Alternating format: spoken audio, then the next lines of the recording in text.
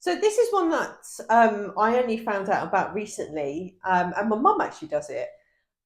So it's using vegetable peels, creating and using that to create a broth, which is a really good way of using something that would probably go in the bin or be composted.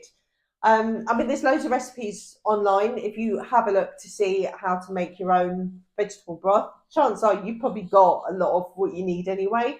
But this is a really good way to reuse something that you probably end up just putting in the bin or just in the compost. So if you get old Christmas cards or old greetings cards and you like, I don't really need this anymore, rather than chucking it in a bin because a lot of them can't actually be recycled because they've got embossing and all that sort of stuff on it. You can cut them up in little pieces and create gift tags for gifts for the following year, or for anyone's birthday or anything like that.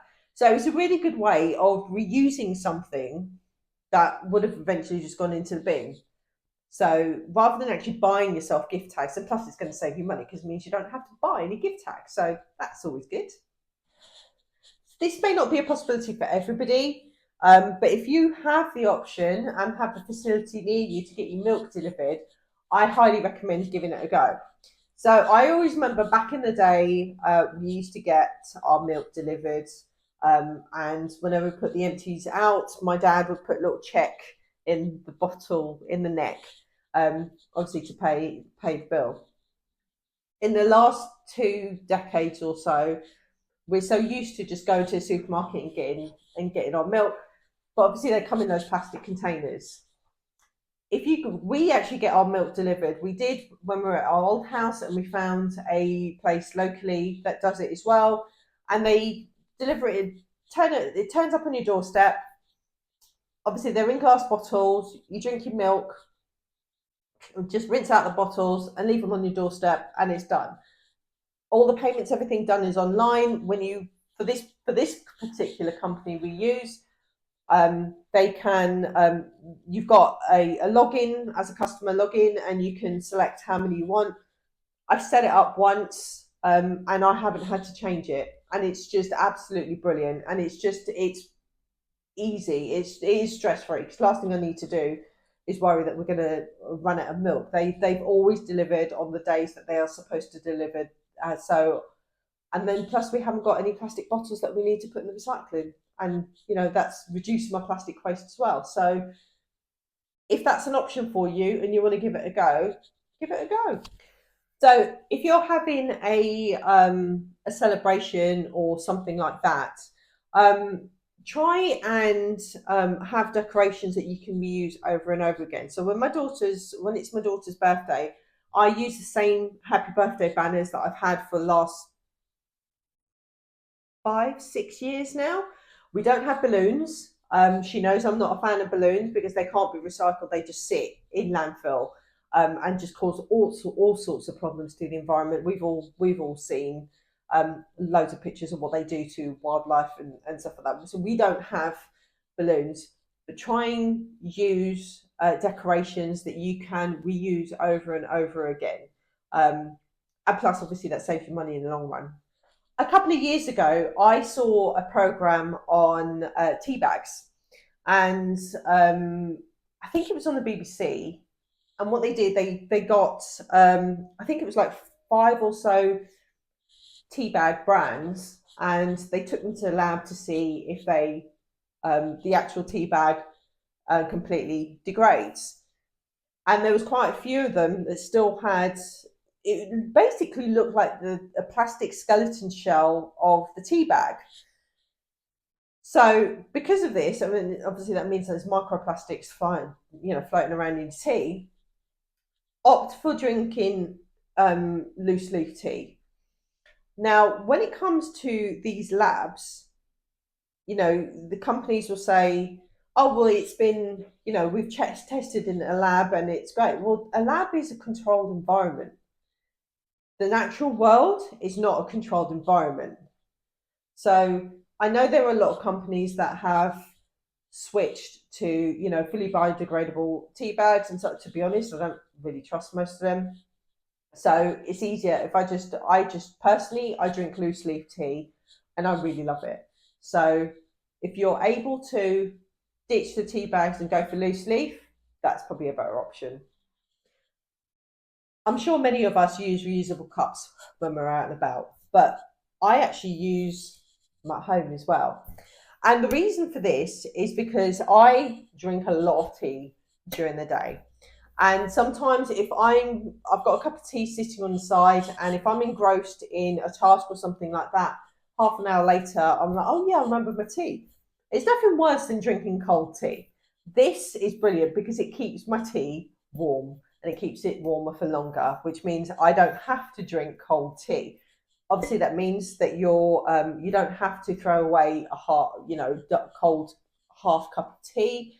You don't have to keep making new ones, which obviously will save you money as well. So I think I was given this. I think it was like from a client for Christmas, quite a few years ago, and I use it every single day. So it might be worth, if you, especially if you work from home and you drink a lot of tea or coffee and you need to keep warm, invest in one of these. I think they are brilliant. Emails have a carbon footprint. So this one is specifically for unwanted emails, for example, newsletters.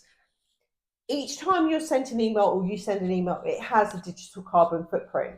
So what you need to do is unsubscribe to newsletters that you no longer need. And there's probably something you signed up for, I don't know, 5 years ago or something like that, because you purchased a product and somehow you automatically wound up on their mailing list. Rather than just deleting it, just unsubscribe to the actual newsletter if you don't need it.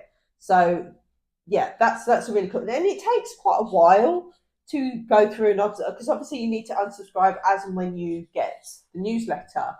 But I think the ballpark is about 3-4 weeks. Once you start unsubscribing, obviously that means there's less junk in your emails every morning when you open it. So that can only be a good thing. So when it comes to menstrual products, I've been using tampons since my late teens, and it wasn't until a couple of years ago that I didn't. I mean, we've all seen stories of what wet wipes do to our drains and our sewers and everything like that. I didn't realise that menstrual products did the same amount, same kind of damage. So I swapped to period pants now, and I've been using period pants for probably a couple of years now, and I absolutely love them. I absolutely just they're brilliant. So use pants and then just put them in the washing machine. Obviously, rinse them first, put them in the washing machine, let them dry, just like you would any other item of clothing, and reuse them. And what it does is that it doesn't. You've bought the thing once, and I think period pants probably have like a 5 year lifespan, or probably a little bit more than that. Obviously, depending on how well you look after them. Whereas with single use menstrual products, you're making a purchase every month, and especially in the cost of living crisis at the moment, there was a lot of stuff out there about period poverty. I absolutely love my period pants. I know there are some people who use the menstrual cup. I've used the menstrual cup before. I personally couldn't get on with it. Now I work from home, so I think if you're in an office environment, I'm not quite sure how using like a menstrual cup would be easy. I don't know if it would be, but obviously you need to try what works for you. But period pants is something that I love. I have done a review on pants that I have, and I use them. I exclusively use them now. I don't have. You can get different flows as well, so you can get, like, for example, if you're really heavy, you can get overnight ones. You can get so you've got really heavy, you've got heavy, medium, light, and they've started coming. They used to come in black, which I don't think was. I mean, I do have a couple that's black, but I don't think that's really helpful, because menstrual pads, they're white, and you can tell if you're heavy or if you're light or any stuff like that. So now period pants have started to come in different colours, and you could be able to tell if you're having a heavy day or a light day. So period pants are definitely my favourite thing, but it depends what's available in your area, and it also depends on what you're comfortable with. And if it's something that you've tried and it's like, you know what, it's not for me, that's fair enough. You tried it and it doesn't work for you, and that's cool. One of the tips that I learned probably about a couple of years ago is about overinflating or underinflating your tires. Each car, I think most cars, they come with a manual and they tell you what the correct tire pressure should be. If you overinflate or underinflate, it means that your car, it's the engine needs to work harder, which means you're using more fuel. And with the cost of fuel at the moment, last thing you need is to buy more fuel when there's ways that you can actually, um, use it, I guess, sensibly. So just check your tire pressure every so often, just to make sure. Obviously, all tire pressures are going to be different, so you need to check your manual. But have a look to see, just make sure it's inflated at the correct amount. So this is something that I wasn't taught about at school, and I think it should be a life skill that we probably all should have. Is learning how to grow your own food. Now, you don't actually need a hell of a lot of space to be able to grow your own food. I mean, you could start with something really small, like potatoes. You can just get like a sack with soil and get some potato seeds and grow some potatoes. I personally only grow stuff that I like and I consume and I will consume. So I've got potatoes at the moment. I planted them, I think, about a month ago. I think it was a bit late this year, so I planted that about a month ago. I've got strawberries growing, and I'm going to attempt carrots again. I didn't have much luck last time. Something in my garden was eating them, so I've learned a few tricks now. But you don't actually need a hell of a lot of space if you just want to try one thing. Potatoes are really, really, I think, easy thing to grow. So give it a go. Just see if there's something that you would like to grow yourself, and yeah, try that.